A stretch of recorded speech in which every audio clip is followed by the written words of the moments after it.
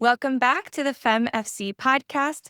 Today I have world-renowned sports scientist and founder of Global Performance Insights, Jo Clubb, on the podcast. I'm so excited to have you on, Jo. Thanks so much. Would you mind just telling people a little bit about yourself, your background, and what it is that you do? Absolutely, Nicole. So thank you for the invite to come and chat with you today. I am a sports science consultant. My company, as you mentioned now, is Global Performance Insights, and I strive to make sports science digestible, whether that's through my work with professional teams, with individual practitioners, with athletes themselves, or just the public content that I put out there. It's all about that kind of science communication piece. A lot of your work focuses on, as you said, like not just understanding performance issues and performance data, but translating it into actual insights that you can make decisions off of.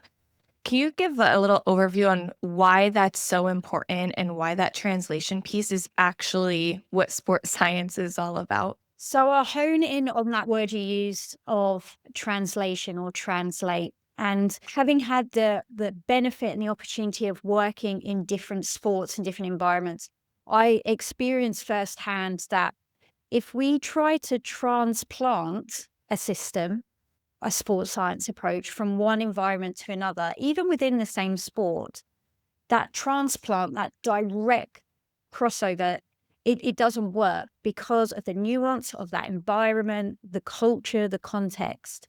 And so I liken it more to translation, right? Like if you're speaking a different language, the same word can have different meanings depending on the context. And I think that's a really nice illustration in sports science where we really do need to appreciate the context we're working in order to make the data impactful. We have to have the skills to translate it into information that means something to people, that then leads to action and intervention, so it actually has an impact rather than collecting data for data's sake.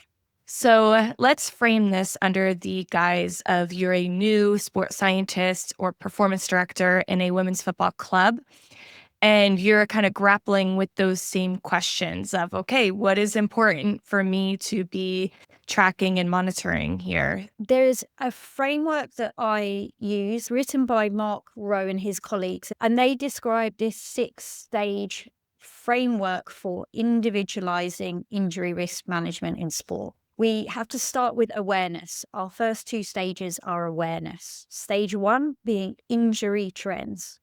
So, what are the injuries that we see, 1, in the sport in general, 2, then in our population, so women's football and even youth versus seniors, and then within your own team as well. Looking at the injury histories of your athletes, even if it's a new team, because injury history is the strongest predictor of future injury. And then based on that, stage 2, we understand about risk factors. What risk factors underpin those different injuries?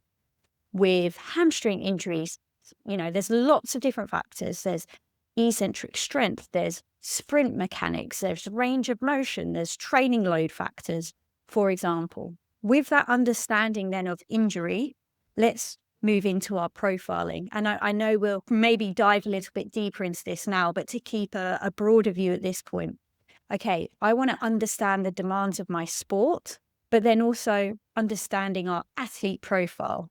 So our monitoring of our athletes on an ongoing basis, and then the management of them. So how are we tweaking their programs, whether that is training load on the field, whether that is strength and conditioning or prehab off the field, in order to best support the injury risk profiles and the performance of our athletes.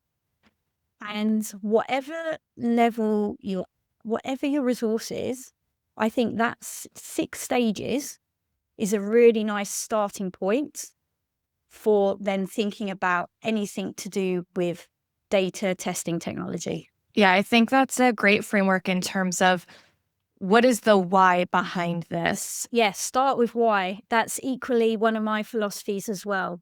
So again, it's the same whether it's pre-season, in season, out of season. Why are we doing what we're doing? And I also link that then with, I end with the so what. So I start with why and end with so what. Why are we collecting what we're collecting? And then so what does it mean? And again, with examples of expansion teams, we maybe get excited about new teams, new staff, and yes, absolutely, some women's teams now are being more resourced than they have been before.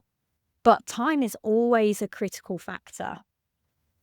And so be realistic about what you and your staff can get done, but not just collect. Be also realistic about the resources you have to be able to analyze the data, to be able then to translate it to intervention and to have an impact with it. And I think one of the biggest mistakes people make along that lines is just thinking more is better, whereas actually going in and even undercooking it in year one and starting simple and layering on more things in year 2, year 3, or month 2, month 3, once your initial plan has hopefully been a success. That would probably be my piece of advice for people in that situation going into a new setting. Because I've done it the wrong way around myself. I'll admit, I'll throw my hands up. I've thrown too much at athletes. I've thrown too much at new teams. But please learn from my mistakes. I think that's a good point you just brought up. Make sure that what we're asking them to do is actually going to ultimately be to their benefit and help inform their health and performance choices. Ideally, we want our tool, any data collection tool or test we're using, to be high value and low burden. And when I talk about burden, as per your example, we are talking, 1, about burden on the athletes, but also 2, the burden on the staff and the reality of them to be able to analyze and disseminate it. Now, at times, we may be able to justify a higher burden tool if the value is high enough. But anything that is low value, then we should be getting rid of. Some sort of auditing system is something I'd encourage, every team or every listener to go away and do, because there's frankly too many organizations drowning in data when maybe they don't need to be. It's like, we better show that we're doing something with that impacts them. Otherwise, why are they going to bother? And you had a great post like today or yesterday about a player kind of testing, like, oh, are they actually going to look at that? With this example, we were doing wellness, on training days, because that's what we decided, because when we could make use of the information. And there was a day when an athlete, he put like the worst responses for everything. He highlighted his body map in red. It was so extreme that it was quite clear, actually, that it was likely not accurate, shall we say. And it turned out that he basically was testing us to see if that information, if anything happened. In the morning, that information went out before the training session, and he was approached by 3, 4, 5 different members of staff specifically about it, and actually unprompted as well, but just based on what they had seen. And that showed him that the system was working, and it showed me as well that the system was working and that the information is being used. And Jo, a little bit earlier, you mentioned profiling and creating this profile and benchmark of players and the rapid growth of the women's game and how that's now becoming important to see what the standards are at different levels of the game in different leagues and markets. And you did help contribute to the FIFA benchmarking dashboard. Would you mind just talking a little bit about that and where the value is for practitioners in utilizing a tool like that? We know that there is a gender data gap between men's and women's football, as there is across many sports and society. But we wanted to see, okay, up to this point, what data has been collected.